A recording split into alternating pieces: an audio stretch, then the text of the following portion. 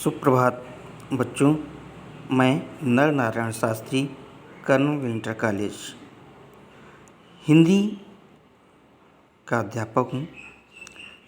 किसी भी विषय का अध्ययन करने के पूर्व उसके पाठ्यक्रम को जानना अति आवश्यक है। तो सर्वप्रथम मैं आप सभी को पाठ्यक्रम से अवगत कराने जा रहा हूँ। विषय सूची, इसमें भूमिका होगी। इसको दो भागों में विभाजित किया गया है, गद्य और पद्य। गद्य के अंतर्गत हिंदी गद्य के विकास का संक्षिप्त परिचय शुक्ल युग एवं शुक्लोत्तर युग के अंतर्गत किया गया है।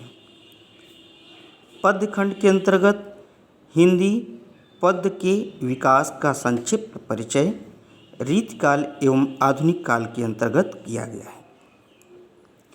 अब गद्य खंड को 7 अध्यायों में विभाजित किया गया है, जिसमें प्रथम आचार्य रामचंद्र शुक्ल का निबंध है मित्रता।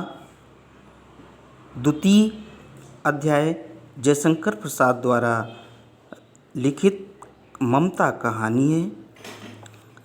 तृतीय अध्याय के अंतर्गत पदुमलाल पुन्नालाल बख्शी द्वारा लिखित क्या लिखूं निबंध है, इसका अध्ययन करना है। चतुर्थ अध्याय के अंतर्गत डॉक्टर राजेंद्र प्रसाद द्वारा लिखित भारतीय संस्कृत निबंध का अध्ययन करना होगा।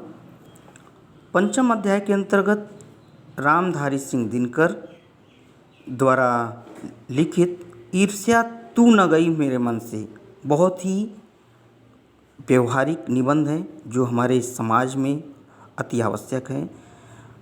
इसका ज्ञान। और छठा अध्याय डॉक्टर भगवत शरण उपाध्याय द्वारा लिखित ये भी निबंध है, अजंता नाम से इनका निबंध है। और सप्तम अध्याय जयप्रकाश भारती द्वारा लिखित रिपोर्टाज है, पानी में चंदा और चांद पर आदमी। पद्य खंड के अंतर्गत प्रथम अध्याय सूरदास के पद। द्वितीय अध्याय के अंतर्गत गोस्वामी तुलसीदास द्वारा रचित धनुषभंग, वनपथ पर कविताएं। तृतीय अध्याय के अंतर्गत रसखान के सवये कवित्त का अध्ययन करेंगे। चतुर्थ अध्याय के अंतर्गत बिहारी लाल के दोहे, भक्ति के और नीति विषयक दोहे का अध्ययन करेंगे। पंचम अध्याय के अंतर्गत सुमित्रा नंदन पंत द्वारा रचित चींटी कविता और चंद्रलोक में प्रथम बार, ये दो रचनाओं का अध्ययन करेंगे। और छठे अध्याय के अंतर्गत महादेवी वर्मा छायावादी कवित्री हैं। इनकी रचना है हिमालय से वर्षा सुंदरी के प्रति, 2 रचनाओं का अध्ययन करेंगे। 7वें अध्याय के अंतर्गत पंडित राम नरेश त्रिपाठी द्वारा रचित कविता स्वदेश प्रेम का अध्ययन करेंगे। 8वें अध्याय के अंतर्गत माखनलाल चतुर्वेदी द्वारा रचित बहुत ही चर्चित कविता है पुष्प की अभिलाषा, और दूसरी कविता है जवानी। इन दोनों कविताओं का अध्ययन करेंगे। 9वें अध्याय के अंतर्गत सुभद्रा कुमारी चौहान, जो ओजस्वी कविताओं की रचनाओं के लिए जानी जाती हैं, झांसी की रानी की समाधि पर बहुत ही चर्चित काव्य रचना है इनकी। और 10वें अध्याय के अंतर्गत मैथिली शरण गुप्त, जो राष्ट्र कवि के नाम से जाने जाते हैं, इनकी काव्य रचना है भारत माता का मंदिर यह। उसके बाद 11वें अध्याय के अंतर्गत केदारनाथ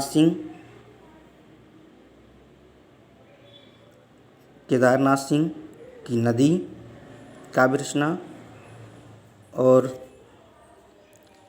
12वें अध्याय के अंतर्गत अशोक वाजपेयी द्वारा रचित युवा जंगल भाषा एकमात्र अनंत है, और 13वें अध्याय के अंतर्गत श्याम नारायण पांडे द्वारा रचित हल्दी घाटी, जो अभी हाल ही में सरकार द्वारा जो इसको ऐड किया गया। अब संस्कृत खंड के अंतर्गत हम अध्ययन करेंगे। 9 अध्यायों के अंतर्गत इसको विभाजित किया गया है। प्रथम अध्याय वाराणसी, द्वितीय अध्याय अन्योक्ति विलासः, तृतीय अध्याय वीरः वीरेण पूज्यते, चतुर्थ अध्याय प्रबुद्धो ग्रामीणः, पंचम अध्याय के अंतर्गत देशभक्तः चंद्रशेखरः, और छठे अध्याय के अंतर्गत केन किम वर्धते, सातवें अध्याय के अंतर्गत आरुणि श्वेत केतुः संवादः, आठवें अध्याय के अंतर्गत भारतीय संस्कृति, नवम अध्याय के अंतर्गत जीवन सूत्राणि का अध्ययन करेंगे। इसके पश्चात व्याकरण खंड, जो हिंदी विषय या जो भी भाषा का ज्ञान करने वाले विषय हैं, उसमें व्याकरण बहुत ही महत्वपूर्ण होता है। उसका बिना व्याकरण के ज्ञान के हम भाषा का सही ज्ञान प्राप्त नहीं कर सकते।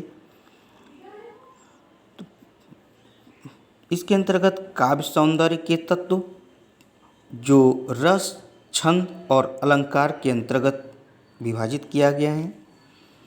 द्वितीय प्रकरण में हिंदी व्याकरण शब्द रचना के तत्व, जिसमें उपसर्ग क्या है, प्रत्यय क्या है, समास क्या है, तत्सम शब्द क्या होते हैं, पर्यायवाची शब्द क्या होते हैं, इनका अध्ययन करेंगे।